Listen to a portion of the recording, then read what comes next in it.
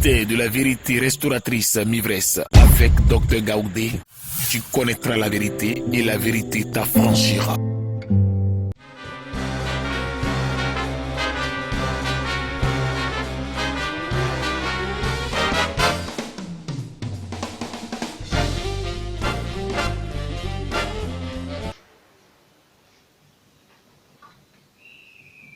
Je vous salue dans le nom de Jésus de Nazareth. Que la gloire de Dieu soit avec vous. Aujourd'hui, c'est la suite de l'enseignement sur la voix. Et cet enseignement est une vérité que tu vas découvrir encore aujourd'hui. Une vérité parce que tu es dans le ministère de la vérité restauratrice. Le premier enseignement sur ce thème-là était la voix de l'homme. Nous avons prêché sur la voix de l'homme. Et donc le grand thème, c'est la voix. Et nous parcourons donc ces sous-thèmes. Et aujourd'hui, nous allons découvrir un autre sous-thème. Après la lecture de la Sainte Bible, on va découvrir l'autre sous-thème. Alors, suis-moi bien. Et nous allons voyager dans la Bible. Que le nom de Dieu soit béni. Père, voici le moment de parler à tes enfants qui est arrivé. Parle à tes enfants, Seigneur, enseigne tes enfants. Nous avons besoin de la connaissance parce que nous sommes dans un monde dangereux, un monde sous emprise du diable. Parle à tes enfants, parle-nous, papa, enseigne-nous, sauve-nous, délivre-nous, protège-nous au nom de Jésus. Amen. Alors aujourd'hui, l'Éternel nous donne une parole du sous-thème, une parole du thème la voix. Et donc, cette parole est tirée du livre de Genèse, chapitre 3, versets 1 à 5. Et cette parole est tirée du livre de Genèse, chapitre 3, versets 1 à 5. La parole de Dieu dit. Genèse, chapitre 3, versets 1 à 5. Le serpent était le plus rusé de tous les animaux des champs que l'Éternel Dieu avait fait. le serpent était le plus rusé de tous les animaux des champs que l'Éternel Dieu avait fait. Il dit à la femme, Dieu t'a-t-il réellement dit, vous ne mangerez pas de tous les arbres du jardin? Vous ne mangerez pas de tous les arbres du jardin. La femme répondit au serpent. Nous mangeons du fruit des arbres du jardin. Nous mangeons du fruit des arbres du jardin. Mais quant au fruit de l'arbre qui est au milieu du jardin, quant au fruit de l'arbre qui est au milieu du jardin, Dieu a dit, vous n'en mangerez point, et vous n'y toucherez point, de peur que vous ne mouriez. Alors le serpent dit à la femme, vous ne mourrez point. Mais Dieu sait que le jour où vous en mangerez, vos yeux s'ouvriront, et vous serez comme des dieux, connaissant le bien et le mal. Parole de l'Éternel. Amen. Alors voici donc la parole d'aujourd'hui qui est tirée de Genèse 3. Et dans Genèse 3, on a pris quelques références, 5 versets, verset 1 à verset 5. Alors nous connaissons ce texte tiré de Genèse 3. Qu'y a-t-il dans ce message? C'est une histoire vraie avec des acteurs qu'on connaît parce qu'on a une fois entendu parler d'eux. C'est une histoire avec des acteurs. Il y a le serpent et il y a la femme qu'on appelle Ève. Cette scène se déroule dans le jardin d'Éden. Elle s'est déroulée dans le jardin d'Éden, cette histoire, cette scène. Le diable qui est le serpent échange avec Ève, parle avec Ève.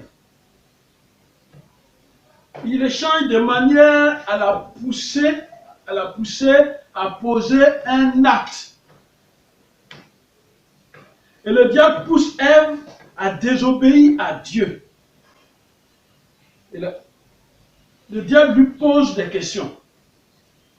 Et quelles sont ces questions? Le diable lui pose des questions évasives.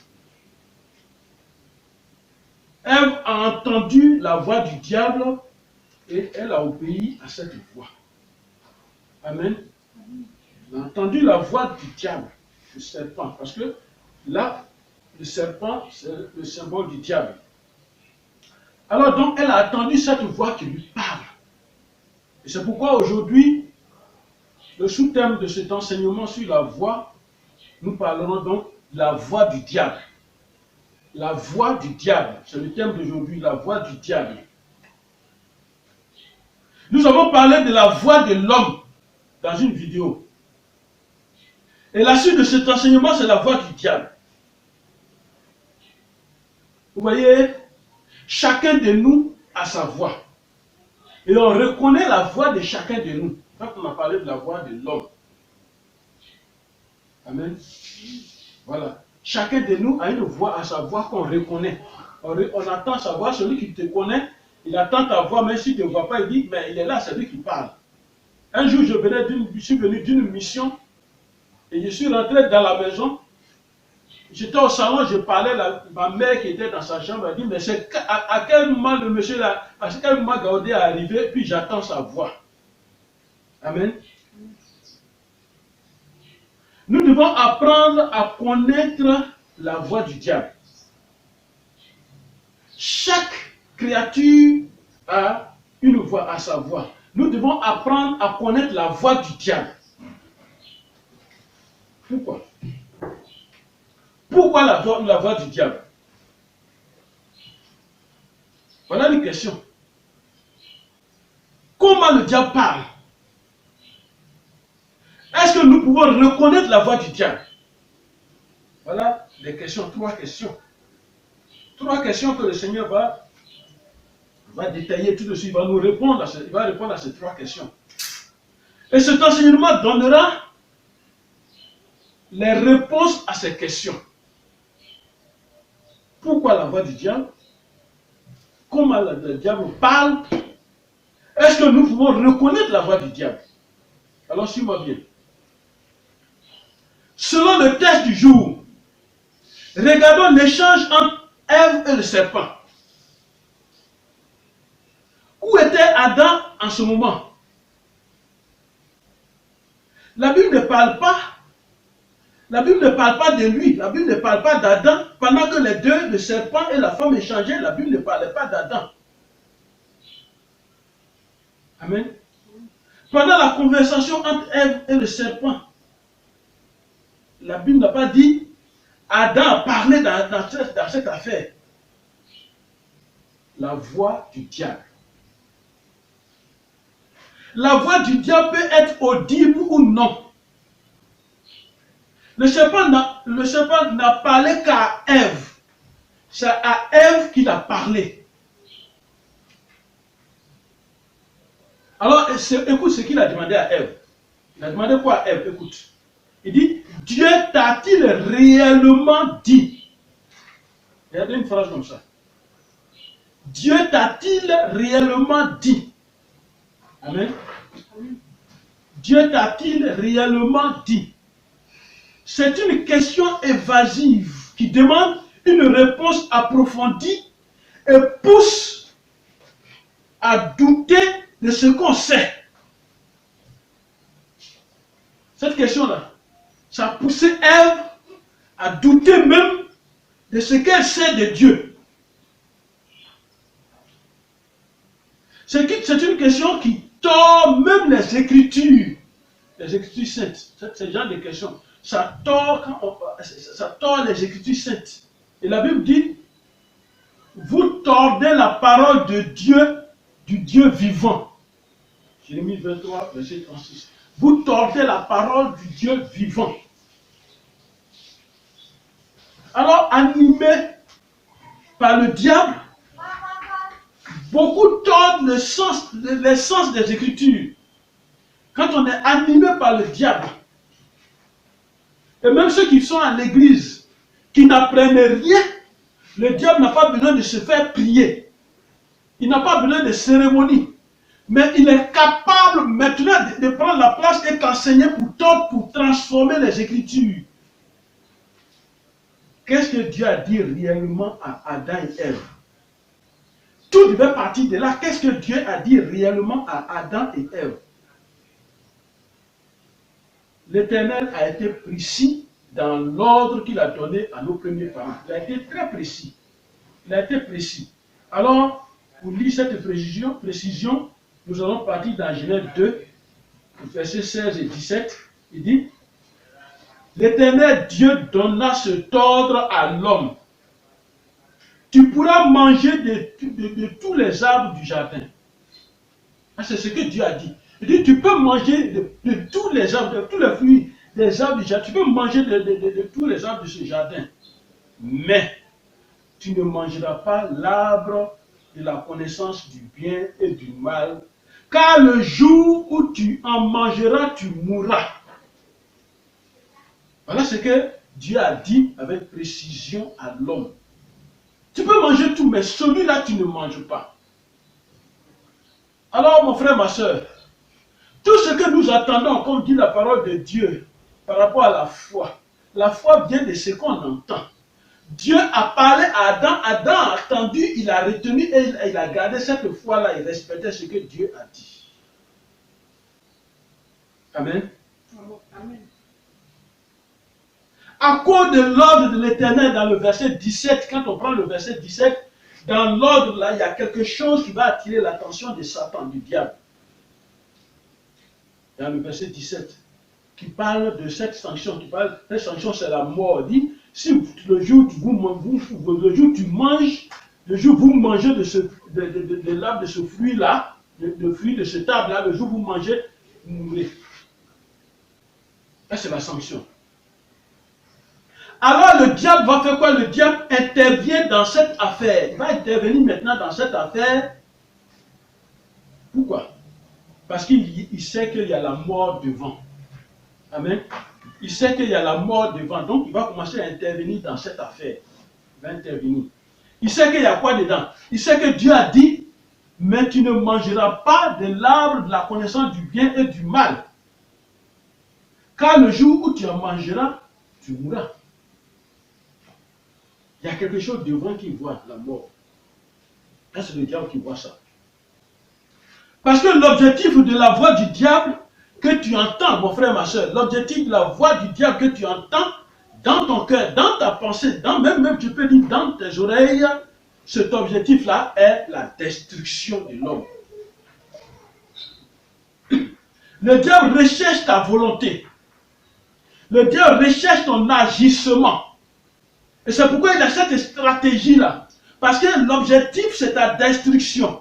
On ne peut pas te détruire sans ta volonté. On ne peut pas te détruire sans ton agissement. Je parle dans le spirituel. Amen. Amen. Alors, toute situation, devant toute situation, il te pousse au mal en tordant la vérité. Amen. Amen. Amen. Je vous donne un exemple. Écoutez-moi bien, je vous donne un exemple. Celui qui va voler ce qui ne lui appartient pas. Il entend une voix d'encouragement pour poser l'acte. Sinon, tout le monde sait que le vol, ce n'est pas bon. Mais lui, il entend une voix qui lui donne des stratégies, comment il doit se cacher, comment il doit faire comme un serpent pour ne même pas qu'on entende son bruit. Et puis il va poser l'acte, il va voler. Celui qui tombe amoureux d'une femme mariée ou d'un homme marié est aussi encouragé par la voix du diable. Si c'est une femme, si c'est un homme, ils sont encouragés par la voix du diable. Et cette voix-là lui donne des stratégies et des réflexions, de l'intelligence pour poser ce acte-là. Et quand on regarde, apparemment, ce n'est pas méchant. Et c'est toujours la même question sous une autre forme. Dieu a-t-il réellement dit? Voilà. Le diable pouvait venir puis dire, voilà l'arbre là, il dit de ne pas manger. Allez manger. Il pouvait dire, non, non, non. Mais écoutez-moi très bien. Pourquoi le diable fait ça? Il dit, Dieu a-t-il réellement dit? Amen. Est-ce que dans la Bible, Dieu ne parle pas d'amour? Il dit, aimez-vous les uns les autres. On peut prendre ça souvent pour dire, oh, ce que vous dites là, on peut aimer n'importe quelle femme, n'importe quel homme. Dieu dit, aimez-vous les uns les autres. Voilà comment les Écritures sont tordues. Dieu dit multiplier. Voilà comment les Écritures sont tordues. On tord les Écritures. À la première question, c'est elle-même qui a ouvert la porte au diable. Regardez très bien, Dieu a-t-il réellement dit? À ce genre de questions, on est obligé d'être ouvert, de dire toute la vérité. Et c'est comme ça les gens qui ne gardent pas secret sont. Il suffit de toucher les sensibilités et puis la volonté s'exprime et puis va agir. Amen. Quelqu'un qui ne garde pas secret, moi j'ai 10 millions. Et puis je lui dis, je viens d'avoir 10 millions et je te dis ça entre nous. Et puis une autre, dans une conversation en groupe, quelqu'un dit, eh, mes 10 millions sont bloqués, je suis en train de chercher comment faire pour en sortir vraiment. Et puis, si je pouvais avoir même ne serait que 100 000 francs pour aller là-bas, puis débloquer mes 10 millions, celui qui ne garde pas secret va dire, Gaudé a eu 10 millions. Pourtant, on a dit c'est un secret. Mais pour lui, il ne sait pas qu'il est en train de dévoiler un secret. Amen. Alors c'est Ève elle-même qui a ouvert la porte. Quand on reprend le texte dans Genèse 3, verset 1 à 5, quand on le reprend, vous allez voir comment elle-même a ouvert la porte. La femme répondit au serpent, parce qu'il a posé la question, il dit, le serpent était le plus rusé des animaux des champs que l'Éternel Dieu a fait. Il dit à la femme, Dieu a-t-il réellement dit, vous ne mangerez pas, écoutez bien, vous ne mangerez pas de tous les arbres du jardin. Voilà. Il a mis tous les arbres dedans. Parce qu'il sait qu'elle va préciser, la femme répond, elle répond au serpent, nous mangeons de tous les arbres du jardin. Alors, donc, quand elle a dit, nous mangeons de tous les arbres du jardin, il est là, puis il la regarde. Une manière de dire, mais vas-y. Mais, quant au fruit de l'arbre qui est au milieu du jardin, c'est elle qui va préciser maintenant. Amen. Amen. Amen. Amen. Le diable lui a dit, c'est faux. Tu peux toucher, tu peux manger. Il faut toucher, tu vas voir, il faut manger. Amen. Le diable nous dit toujours que c'est faux. Le diable dit toujours, ce qu'on t'enseigne là, regarde, c'est faux. Pendant qu'on est en train de prêcher la parole de Dieu dans la Bible, et dans ton église, au moment où la parole est intéressante, il te dit, va, sinon tu as uriné dans ton pantalon, il faut sortir. Et puis tu es pressé, tu t'en vas. Le diable te dit toujours que c'est faux. Amen. Pourquoi le diable fait entendre sa voix?